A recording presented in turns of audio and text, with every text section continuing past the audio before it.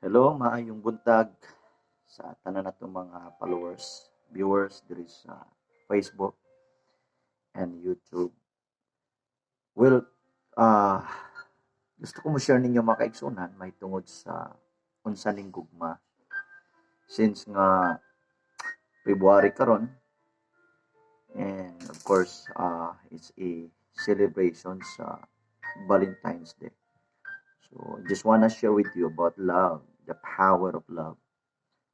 Now, ang gugma makaigsunan importante kayo nato nga ato ning ma-digest ato masabtan unsa ba gayud ang gugma. Ang gugma ba it just like a feelings, or ang gugma ba mingon ta nga imong gipakita by giving, or ang gugma imong gisakripisyo. But anyway, makaigsunan, gusto lang nako mahatagaan og additional emphasis about love.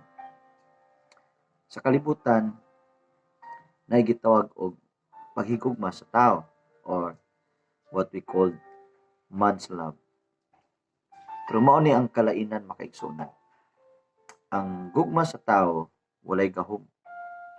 Kaya ang tao pwede man miingon nga gigugma ka nako, and then afterwards miingon din ang tao nga nawala na akong gugma nimo. Pwede ang tao miingon nga kining ganahan ko nimo, pagkasunod wala na pod, di na pod sa ganahan nimo. No wonder nga naay mga kaminyoon bisan kali gipang kasal na, samtang sa seremony na naad sila for better or for worse, kay kunuhay na higugma silang partner.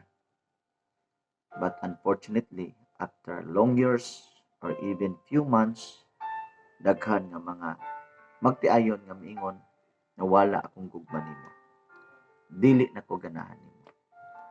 So diyan nimo masabtan makaigsunan nga walay gahom ang gugma sa tao. So ang gugma sa tao walay gahom. Kay tungod daghang pakyas niya nga klase nga paghigugma. So ang gugma dili lang siya feelings or something like emotion. But you know what? Ang gugma is a kind of wisdom na gikan sa Dios. Dili lang tungod sa imong gibati, but it's God's wisdom. Na may ibang tao mingon nga na love at first sight, pagkakita pa lang mingon na din nga mo na siguro ni akong ma-partner, mo na siguro ni akong asawa. So og si Miles Monroe pa gitawag niya adrenaline love, nakuratan ra day ka. But anyway, gusto na ko i-emphasize ninyo karon kini gitawag og God's love. So mo to ganina ang man's love, nga ang man's love walay gahom. Pero kining gitawag God's love, mo na pinakanindot nga atong masabtan. Ang God's love makaigsuonan, mao ni ang gugma sa Dios nga Amahan, nga absolute, gugma nga walay kulang, gugma nga perfect. Na unsa man kining gugma sa Dios? Ang gugma sa Dios gahom. Ngano man? Ang gugma sa Dios makaigsuonan gahom, nga bisan ang tao nga wa mituo sa Dios gihigugma sa Dios. Bisan ang tao makasasala gihigugma sa Dios. Andam ang Dios mo pasaylo kung ang tao maghinulsol.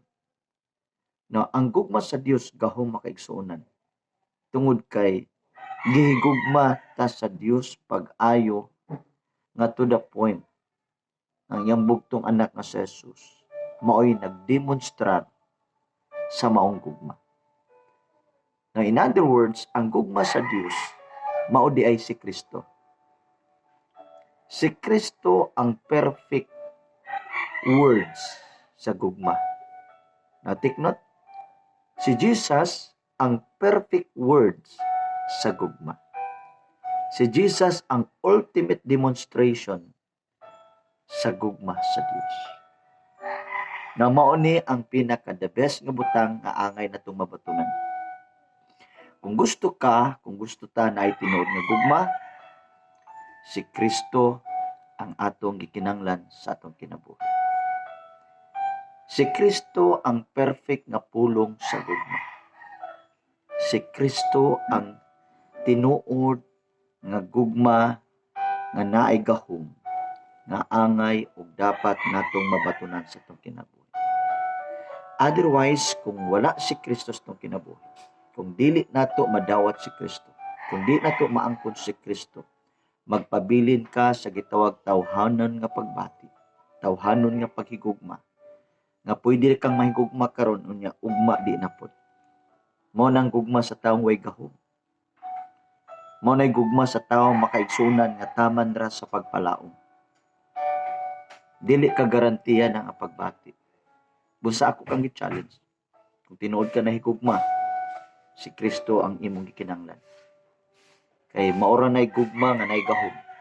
Mao na nga klase nga gugma nga gahom. Na kung naa si Kristo nato, kung nakasala man imo si katao, nakasala man imong partner sa kinabuhi, andam ka mo pasaylo. Andam ka sa gyapon mo unong. Andam ka mahigugma sa mga tao. Bisan mga tao nakasala bato kanimo, andam ka gihapon mahigugma kanila sa pagpasaylo kanila. Walay pagdumot sa gugma. Walay kalagot sa paghigugma. Manay gugma sa Dios. Manang gugma sa Dios gahom. Ang gugma sa Dios andam mo paubos. Andam mo sakripisyo. Andam mamatay. Andam mo tabang. Andam mo hatag. Walay favoritism. Walay pinalabi. Kaya ang gugma nga nay gahom, mao si Kristo. Si Kristo ang gugma. Si Kristo ang gahom sa itong kinabuhi. Muna yun sa Bible, na si Kristo, sama siya sa mahumot, nga insenso, makahatag o kalipay. Siya ang mahumot alang sa kinabuhi sa uban. Mga higala makaigsunan, kung ang tibok kalibutan karon nag-commemorate sa gitawag Valentine's. Daw karon na pud nga bulan, several people nakaroon na nila ma-practice ang ilang pagbati o paghigugma sa ilang minahal. But how about kung dili na February? How about kung dili na sama karon na selebrasyon sumala sa Ginoo na sa uban? Ang tinod nga paghigugma mga igsunan, dili lang magmatter sa usa ka event, sa usa ka adlaw, o sa usa ka bulan. Ang paghigugma sa tanan nga panahon, sa tanan nga oras, sa tanan nga adlaw, sa tanan nga semana, sa tanan nga bulan, o sa tanan nga tuig, mao nay tinuod nga gugma. As I've said, kay ang gugma mao man si Kristo. Nga si Kristo andam siyang mopasaylo nimo bisan kita makasala, gipasaylo ta, gibag-o ta, gitagaan ta grasya, gitagaan ta niya sa maong dakong paglaom, siyang kaluoy gugma kanato. Gihigugma ta pag-ayo sa Dios sa paagi nga iyang gihalad, gidemonstrar niya ngadto sa kamatayon sa Kalbaryo sa krus. Mao na tinuod nga paghigugma, igsuon ko higala. Napakyas man siguro kita sa itong mga pagbati, sa itong paghigugma. Pero ang solusyon, si Kristo. Paharion na to si Kristo sa itong kinabuhi. Aron nga doon natay kapasayloan sa itong makapakyasan o kakulangon. Si Kristo ang hingpit nga gugma, nga makatabang ka nato, makahatag og hingpit nga solusyon sa mga dili mao nga pagbati, sa kahimtang nga dili kabubuton sa Dios.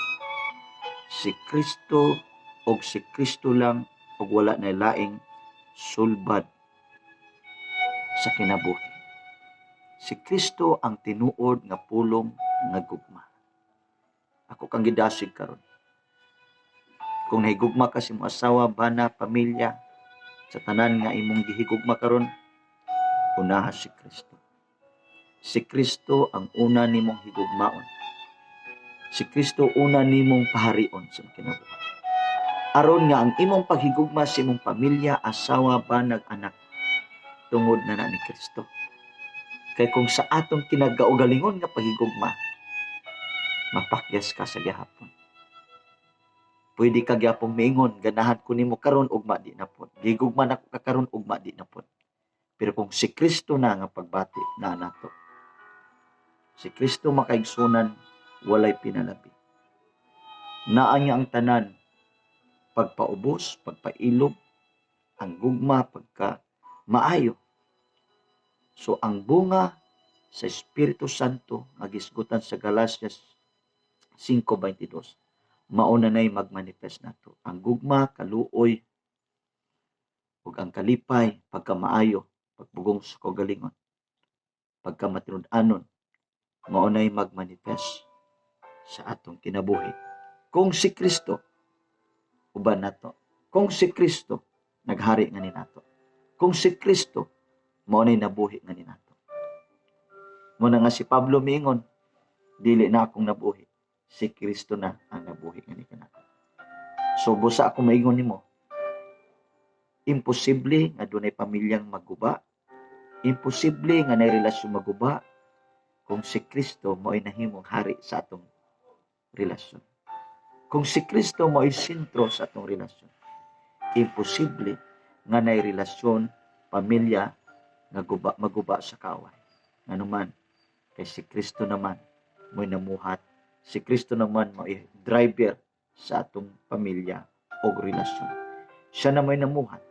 Iyang gahom mo'y nag-take control, mo'y nag-preserve, nag-protect sa atong mga pagbati. Igsoon ni gala, niining adlaw ako mag-ayong kanimo. Kung ikaw tinuod nga nahigugma, siguraduha nga kana gugma ni Kristo nga naa kanimo. Busa ako mag-ayong kanimo, nga Dios naay daghang plano kanimo nga nindot. Nasa'y gustong buhaton nga nindot sa imong kinabuhi. Saligi siya, simbaha siya, alagari siya, samtang higayon pa. So ang imong gikinahanglan karon isbon ko, mao ang pulong nga si Kristo ang tinuod nga gugma. Si Kristo ang perfect nga pulong nga gugma na angay natong mabatunan sa atong kinabuhi. Now, salamat sa pagpaminaw, salamat sa pag-share ani nga video. Ang Dios magapanalangin kanimo, ikaw nga naminaw karon. Ako mag-ingon, ang tao nga naipagtuo sa Dios, dili sa mapakyas siyang paglaom. Kaya ang Dios nga nagsaad siya mga pulong, matinud-anon sa pagtuman niini. Dalaygon ang Dios, og maayong adlaw kanatong tanan. Happy Valentine's sa ngalan sa Ginoo. God bless you and bye-bye.